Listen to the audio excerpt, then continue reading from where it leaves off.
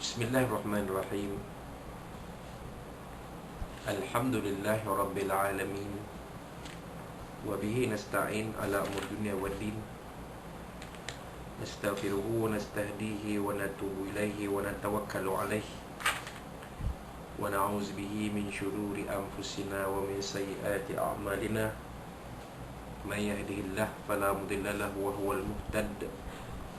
Wa may yudlil falan tajida lahu waliyan mursyidan wa la hadiya lahu. Asyhadu an la ilaha illallah wahdahu la syarika lah. Wa asyhadu anna sayyidana Muhammadan abduhu wa rasuluh. Allahumma shalli wa sallim wa barik ala hadzal nabiyil karim sayyidina wa habibina wa syafi'ina wa zuhrina wa maulana Muhammadil Mustafa wa ala alihi wa sahbihi wa man da'a bi da'watihi wa tamassaka bi sunnatihi wa jahada fi sabilillah ila yaumiddin. Rabbi shrah li sadri wa yassir li amri wa hlul 'uqdatam min lisani yafqahu qawli. Subhanaka la ilma lana illa ma 'allamtana innaka antal alimul hakim. Wa la hawla wa la quwwata illa billahil azim. Allahumma iftah 'alaina hikmataka wa anshur 'alaina min khazaini rahmatika ya arhamar rahimin. Allahumma arinal haqqa haqqan warzuqna ittiba'ah wa arinal batila batilan warzuqna ijtinabah. Qala Allah subhanahu wa ta'ala fi kitabil aziz. A'udzu billahi minasy syaithanir rajim. Bismillahirrahmanirrahim. Idza zulzilatil ardu zilzalaha wa akhrajatil ardu athqalaha wa qala al insanu ma laha yawma idzin tuhaddithu akhbaraha bi anna rabbaka awha laha yawma idzin yasdurun nasu ashtatan liyuraw a'malahum faman ya'mal mithqala dharratin khayran yarah wa man ya'mal mithqala dharratin syarran yarah. Sadaqallahul azim. Wa qala nabiyuna Muhammad sallallahu alaihi wasallam, khairukum man ta'allama al-Qur'ana wa 'allamahu, atau kama qala Rasulullah sallallahu alaihi wasallam. Tuan dan puan muslim muslimat sekalian rahimakumullah. Assalamualaikum warahmatullahi wabarakatuh. Amma ba'd. Alhamdulillah, summa alhamdulillah, pada pagi ini 28 Muharram 1442 Hijrah bersama 16 September 2020, sekali lagi kita bertemu dalam majlis ilmu ini yang kita panjatkan rasa puji syukur kepada Allah SWT yang mengizinkan kita bertemu dalam majlis ilmu ini, yang mengizinkan kita bertemu di dalam satu taman dari taman-taman syurga Allah SWT ini, Raudhun min Riyadil Jannah, yang disebutkan oleh Nabi SAW sebagai yang mana majlis ilmu adalah salah satu taman dari taman-taman syurga Allah SWT di dalamnya dikurniakan barakah dan rahmah yang diturunkan oleh para malaikat, dikurniakan ketenangan, sakinah, ketenangan, dan dikurniakan ganjaran pahala yang sebaik-baiknya dari Allah Subhanahu wa taala, insya-Allah. Mudah-mudahan kita semua yang mengikuti kuliah maya ini akan mendapat ganjaran-ganjaran yang disebutkan oleh Allah SWT tadi. Ganjaran yang Allah SWT sebutkan berkaitan dengan kita mengikuti majlis ilmu, insya-Allah. Jadi tuan-tuan dan puan-puan muslimin semua, kita teruskan pengajian kitab Tafsir Munir juzuk 30 untuk bahagian yang akhir surah Al-Zalzalah ini, iaitu pedoman hidup dan hukum muka surat 363 sebenarnya yang ditulis oleh pengarang asal kitab ni almarhum Asy-Syaikh Dr. Said Wahab Az-Zuhaili Ad-Dimashqi As-Suri rahimahullah taala. Ayat-ayat tersebut menunjukkan perkara-perkara berikut. Pertama, antara petanda kiamat ialah berlakunya gempa bumi yang sangat dahsyat, keluar daripada bumi segala isi kandungannya yang terpendam dan mayat-mayat manusia. Para ulama berkata, ketika berlakunya tipas sengkala kali pertama, bumi bergegar lalu ia mengeluarkan segala khazanah yang terpendam. Apabila berlaku tipas sengkala kali kedua, bumi bergoncang lalu menghamburkan mayat-mayat yang kembali bernyawa, bagaikan seorang ibu yang melahirkan anak yang hidup. Jadi keadaan ini kita tidak boleh nyatakan dengan tepat, kerana ia adalah gambaran yang diberi oleh Allah SWT dalam ayat-ayat ini, kerana ayat kiamat ini belum lagi berlaku. Hakikatnya hanya mereka yang akan menyaksikan hari kiamat nanti akan melihat sendiri apa yang akan berlaku tu nanti. Yang kedua, tidak syak lagi sewaktu berlakunya gegaran bumi dan letusan gunung-gunung berapi, manusia menjadi gemetar, takut dan tertanya-tanya, kenapakah bumi ini bergegar? Kenapakah ia mengeluarkan segala isi kandungannya? Ini adalah ungkapan yang lahir dari perasaan terkejut dan terpinga-pinga. Jadi kalau kita dalam ayat surah Al-Zalzalah ni, waqala al-insanu ma laha. Jadi manusia bila melihat keadaan yang gempa bumi yang dahsyat, yang luar biasa, yang tak pernah diketahui oleh manusia sebelum ni, maka manusia akan tertanya-tanya dan terpinga-pinga. Sama macam yang berlaku sekarang. Waktu mula-mula COVID-19 mula merebak, manusia terpinga-pinga, tertanya, wabak apa yang semacam ni rupa ni, yang sehingga menyebabkan hubungan manusia jadi terputus antara satu sama lain secara fizikal. Manusia dikurung dalam rumah mereka, tidak boleh bergerak ke mana-mana. Berlakunya penjarakan sosial, satu istilah yang tak pernah diketahui sebelum ni. Kita mengenal pelitup muka, kita mengenal cecair, pemasmi kuman, sanitizer, sesuatu yang kita tak pernah tergambar untuk menggunakannya. Jadi ketika berlaku berebatnya wabak COVID-19 ni, tuan-tuan dan puan, kita terpinga-pinga, terkejut, dan ramai yang tak bersedia, melainkan orang tertentu yang sudah mengetahui benda ini sedang merebak, maka mereka sengaja tidak menyebarkannya untuk mengelakkan rasa panik manusia. Tapi lama-lama manusia yang mengetahui dan akan jadi terpinga-pinga, akan jadi terkejut, dan akhirnya jadi panik. Inilah keadaan yang akan berlaku ketika hari kiamat nanti. Ketiga, berikutan dengan berlakunya gegaran maha dahsyat itu, bumi mendedahkan tentang kebaikan dan kejahatan dilakukan di atas permukaannya. Menurut Abu Muslim Al-Asfahani, maksud bumi bertutur di sini ialah pada hari itu setiap orang akan dapat kepastian tentang kebalasan amalannya, seolah bumi yang merehalkannya. Contohnya ialah seperti anda berkata, rumah ini memberitahu kita bahawa ia berpenghuni. Begitulah dengan berlakunya kehancuran bumi akibat gegaran dahsyat memberitahu kita bahawa dunia sudah berakhir dan akhirat kini menjelang. Imam At-Tabari berkata, bumi menceritakan perkhabarannya melalui gegaran gempa dan pengeluaran mayat-mayat. Wallahu a'lam. Jadi itulah yang akan berlaku nanti, di mana bumi akan memperihalkan kepada manusia keadaannya yang semakin menuju ke penghujung usianya. Kerana tiap-tiap makhluk Allah Ta'ala ni ada permulaan dan pengakhirannya, termasuklah alam dunia, termasuklah bumi itu sendiri, matahari, bulan, bintang, semua ini akan ada pengakhirannya, ada penghujungnya. Dan penghujungnya ialah apabila berlakunya kiamat. Jumhur ulama berpendapat bahawa Allah SWT ini pada masa itu menjadikan bumi seperti haiwan yang berakal dan boleh bertutur. Ia menjelaskan semua perkara yang dilakukan di atas persadanya. Ketika itu ia akan menjadi saksi terhadap orang yang taat dan terhadap orang yang derhaka. Waktu itu bumi akan diberikan, ditakdirkan Allah boleh berkata-kata, akan menceritakan apa yang manusia buat di atasnya, sama ada yang baik ataupun yang sebaliknya. Rasulullah SAW telah bersabda sebagaimana diriwayatkan oleh Imam At-Tirmizi dari Sayyidina Abu Hurairah radhiyallahu anhu, innal arda la tukhbiru yaumal qiyamati bikulli amalin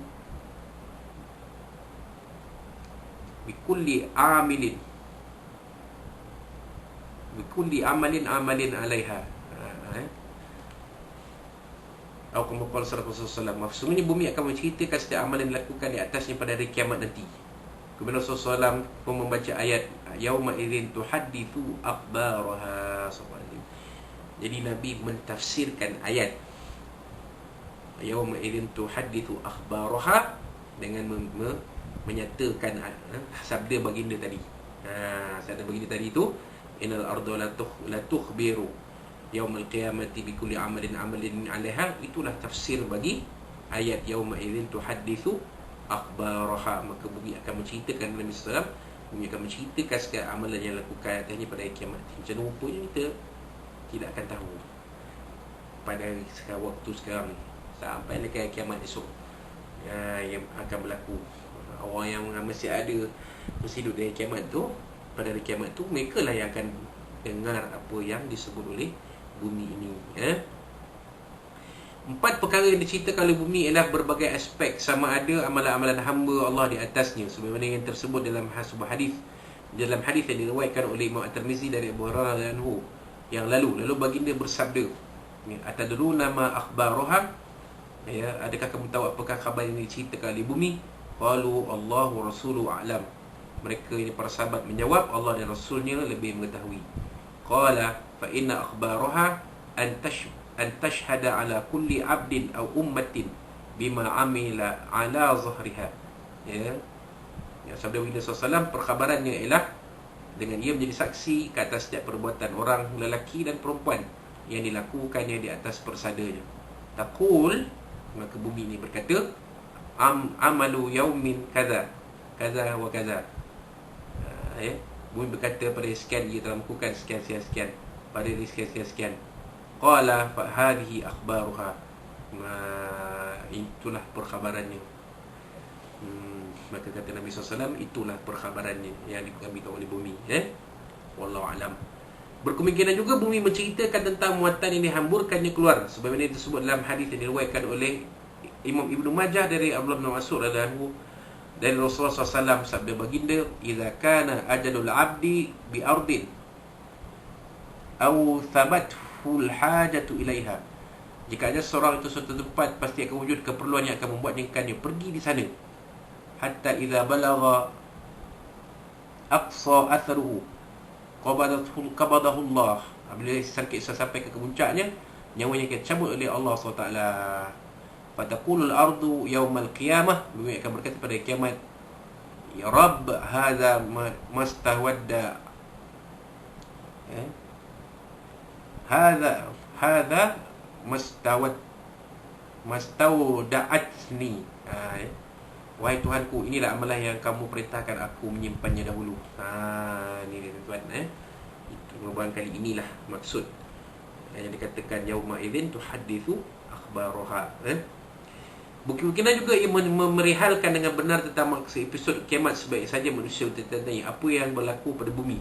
Bumi pun menceritakan bahawa dunia sudah berakhir dan era akhirat sudah pun tiba. So, ini seolah-olah memberi jawapan kepada persoalan mereka. Bagi orang kafir, ia merupakan janji buruk. Bagi orang mukmin, ia adalah peringatan. Ini adalah pendapat Abdullah bin Mas'ud radhiyallahu anhu. Wallahu a'lam. Baik, yang kelima, pada hari zalzalah manusia bergerak dari kubur mereka menuju ke tempat perhitungan. Kumpulan demi kumpulan mereka pulang dari beredar dan beredar dan tempat perhitungan ke tempat ganjaran dan hukuman bondongan demi bondongan untuk melihat lembaran-lembaran amalan mereka atau balasan terhadap amalan mereka, sama ada syurga atau neraka, menurut yang sesuai dengan amalan masing-masing. Itu dia keadaan yang akan berlaku pada hari zalzalah itu. Manusia akan dihimpunkan, akan berkumpul dan akan bergerak untuk dihisap dihitung amalan mereka, dan nanti mereka akan dihalakan sama ada ke syurga maupun ke neraka. Wa'iyyazubillah. Ini disokong oleh sabda baginda sallallahu alaihi wasallam, ma min ahadin yaumal qiyamati illa wailumma nafsi illa wailumma nafsuhu fa in kana muhsinan fayaqul. Pada hari kiamat setiap seorang akan menyalahkan diri sendiri. Jika dia seorang yang baik, fa in kana muhsinan fayaqul, bagi dia seorang yang baik, dia akan berkata, limala aradtu ihsanan, kenapakah aku tidak menambahkan kebaikanku. Wa in kana ghairu zalik yaqul limala naza'tu anil ma'asi, jika dia bukan orang yang baik, maka dia akan berkata, kenapakah aku tidak meninggalkan maksiat. Ini dia tuan-tuan. Apa keadaan ini berlaku ketika mereka melihat dengan sedar terhadap ganjaran dan hukuman. So itulah hari kiamat ni, salah satu namanya Yaumul Hasyri. Apa dia tuan-tuan? Hari penyesalan. Menyesal pasal apa? Orang yang baik ni menyesal pasal apa? Sebab dia menyesal kerana tak, masa di dunia tu tak berusaha menambahkan amalan dia. Bagi orang yang musiat, orang yang jahat pula, dia akan menyesal juga. Apa penyesalannya? Kenapa aku tidak menggunakan masa hidupku untuk meninggalkan maksiat? Kenapa aku ketika di dunia tenggelam dalam maksiat? Itu maksud dia. Yang keenam, setiap orang yang melakukan amalan kebaikan di dunia, sama ada kecil atau besar, dia akan dapat melihatnya dengan matanya, atau Allah akan memperlihatkan kepadanya pada hari kiamat. Setiap orang yang melakukan kebaikan di dunia, walau sedikit mana pun, dia akan dapat melihatnya sendiri, atau Allah akan memperlihatkan kepadanya pada hari kiamat. Berkemungkinan juga ayat berkenaan bermaksud seorang itu akan mendapati balasannya sama ada baik atau buruk. Jadi ayat ke-7 ke-8 ni, maksudnya Allah Ta'ala akan memperlihatkan amalan seseorang yang baik, walaupun amalan itu sedikit saja, hanya 10 minit je, hanya 5 second je. Macam film lah, jenuh buat berjam-jam, yang ditayang hanya 5 minit je. Itu pun dikira. Itu maksud dia. Walaupun amalan kita sedikit, tetap Allah Ta'ala kira. Allah Ta'ala masukkan dalam buku kira kita. Kan, betul juga amal kejahatan kita, walaupun sedikit pun Allah Ta'ala tetap kira. Jadi perbanyakkan amal kebaikan kita, kurangkanlah amal keburukan kita. Wallahu a'lam. Manakala orang kafir pula, sebagaimana yang telah diterangkan sebelum ini, segala kebaikannya akan terhapus dengan kekufurannya dan akan dilontarkan semula ke mukanya pada hari kiamat nanti. Ia akan memperoleh hukuman terhadap kekufuran atau kejahatan yang dilakukannya. Mereka diseksa disasarkan kejahatan masing-masing. Maka umum ayat ini kekal dalam bentuk umumnya, tetapi kebaikan-kebaikan orang kafir tak diterima oleh Allah. Terkeluar dari umum ayat ini. Jadi, فَمَا يَعْمَلْ مِثْقَلَ ذَرَةٍ خَيْرًا يَرَهُ وَمَا يَعْمَلْ مِثْقَلَ ذَرَةٍ شَرًّا يَرَهُ. Ayat ini relevan hanya kepada orang yang beriman. Orang kafir tak relevan dengan ayat ni. Ayat ni tak relevan untuk orang kafir. Orang kafir banyak mana kebaikan ni pun tak ada nilai sisi Allah SWT. Seperti ini disebut dalam kuliah lalu, seperti debu yang berterbangan, tak ada nilai pun. Baik, Ibnu Abbas bin Mas'ud radhiyallahu anhu berkata berkenaan dengan ayat faman ya'mal, ini adalah ayat yang paling muhkam, ini tegas dalam Al-Quran. Para ulama bersepakat tentang keumuman ayat ini. Ka'ab al-Ahbar berkata Allah telah menurunkan 2 ayat pada Nabi Muhammad SAW yang menerangkan segala kandungan Taurat, Injil, Zabur dan lembaran-lembaran lain, iaitu faman ya'mal mithqala dzarratin khairan yarah wa may ya'mal mithqala dzarratin syarran yarah. Itu dia kata Ka'ab bin Ahbar. Ayat ini, ayat 7 dan 8 ini, isi maksudnya ada dalam kitab Taurat, Injil, Zabur dan juga lembaran-lembaran suhuf yang lain. Memang ada, ajarannya sama. Jadi mana tepatlah Al-Quran ini melengkapi segala apa yang ada dalam kitab-kitab yang lain. Maka kita orang Islam tak perlu kepada mengkaji kitab-kitab yang lain itu, melainkan untuk dibuat perbandingan hujah apabila kita, apabila orang alim di kalangan kita orang Islam ni, orang fakir kalangan orang Islam ni bertemu, berdialog dengan orang-orang bukan Islam, orang yang kalau khususnya orang Kristian menggunakan Bible mereka, itu saja. Tapi kita sebenarnya sudah ada Al-Quran yang sangat-sangat lengkap dan lebih daripada mencukupi sebagai bahan rujukan. Nabi SAW sebagaimana yang telah dijelaskan terdahulu menamakan ayat ini sebagai Al-Jami'ah Al-Fazah. Ini rumusan serba lengkap yang unik. Itu dia. Al-Jami'ah Al-Fazah. Jadi tak rujukan yang memang lengkap, sempurna, walaupun 2 ayat yang tidak berapa panjang. Jelas maksudnya. Ini dari Allah SWT terhadap orang-orang beriman. Kita yang beriman ni, kalau buat baik walaupun sedikit, Allah Ta'ala tetap nampak dan mengiranya.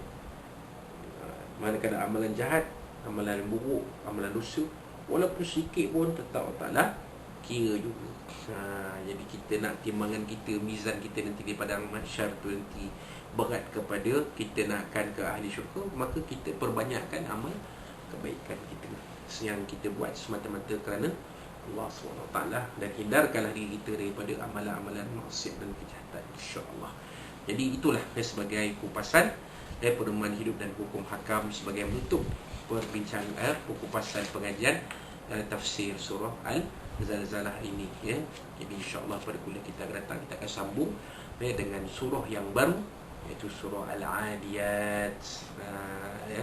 InsyaAllah kita akan kupas seperti mana yang biasa kita kupas surah-surah sebelum ini, termasuklah surah Al-Zalzalah yang baru kita sempurnakan pengajiannya, kajian tafsirnya pada hari ini. Jadi itulah dia sedikit sebanyak apa kita boleh kongsikan, kita mampu kongsikan pada pagi ini. Mudah-mudahan apa kita sempat kongsikan pada pagi ini ada manfaat untuk kita bersama. Boleh kita ingin pada orang berhati, boleh kita berhormati berbagai Allah SWT. Kita boleh kita bersama-sama dan anak kita akan bagi dunia sampai ke akhirat. Dan kalau ada apa-apa yang disampaikan oleh kuliah ini yang terkasar bahasa dan laju bicara sungguh semua dari Allah SWT, dari Nabi SAW dan dari tuan-tuan dan puan-puan sekalian. Wallahu subhanahu wa ta'ala fikum. Aku lupa lazat taufa azim li walakum. Dan akhir sekali saya pesan pada diri saya, terutamanya dan perempuan, kita jaga kita, jaga ikuti itulah SOP penjagaan sosial dan yang lain-lain itu, supaya kita sejahtera, sihat sejahtera dan terpelihara dari wabak yang berbahaya ini, insya-Allah. Wallahu salam barakallahu aku lupa lazat taufa azim li walakum. Dan kita takutkan pula kita ini dengan tasbih kafaratul Rasulullah. A'udzubillahi minasyaitonir rajim. Bismillahirrahmanirrahim. Alhamdulillah rabbil alamin wa billahi wassalatu wassalamu ala asyrafil anbiya'i wa sallallahu ala Muhammadin rasulillah. Allahumma arhamna wa tawfiqna ba'da ma'suma. Allahumma inna naj'aluka fi nuhwada'ina wa na'udzuka min syururihim. Allahumma barik syamlahum wa farik jamu wa syatik wa tawazazil wa muslim kilabi. Ya Khalid Jabbar intakim ya Allah ya Allah ya Allah. Allahumma yamzil kitab wa yamzil sama zaman ahzab. Yazimhu sallallahu alaihi wa sallam rahmin rabbana zina ya musa wa ma ya akram rabbana atina fid dunya hasanah wa fil akhirati hasanah wa qina azaban rabbana alayka tawakkalna wa ilayka minna wa ilaika masir wa rabbana taqabbal minna du'ana bisana wa limanna wa liqana wa amalna fi hadhihi al-mubarak min syarri wa rahmah wa mubarak innaka sami'un alim ta'lamu la tatumrin lana fiha sunnatatuna fiha salam wa aqul da'wana alhamdulillahi rabbil alamin taqabbalallahu minna minkum taqabbal billahi wa taufiq. Assalamualaikum warahmatullahi wabarakatuh.